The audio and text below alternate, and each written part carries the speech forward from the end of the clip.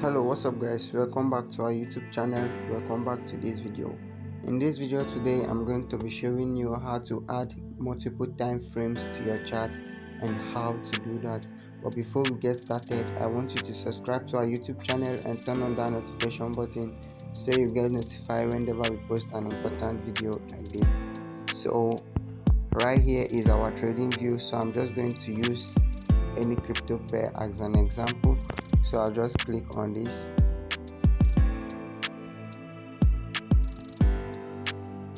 So once I click on it, as you can see, this is our chart, right? As you can see, so you can see, if you look right here, you'll be seeing the time frame in which I'm using. You can see right here, which is the 4-hour. So right now you can see that I'm able to screw so many time frames right here and right here. So I'm just going to show you how to add that to your chart. So right here on our time frame where you're seeing the 4-hour, you click on it. Once you tap on your 4-hour, you'll be seeing so many time frames right here. So if you click on it and hold, if you hold it, you can see that you'll be seeing add or remove to favorite.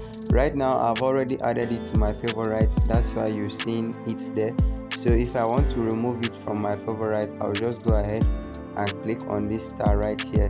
So if you don't have so many time frames and you want to be able to analyze the chart using so many time frames, you can go ahead and add them to your favorite. Any favorite time frame of yours, you can go ahead and click on it. But for mine, I've already added them to favorite, so if I want to remove them, I'll just click on this icon right here and it will be removed. So this is the simplest way of adding multiple time frames to your chart. Hope you find this video helpful. Alright, please don't forget to subscribe to our YouTube channel and also turn on that notification button so you get notified whenever we post an important video like this. Thank you for watching and see you in the next video.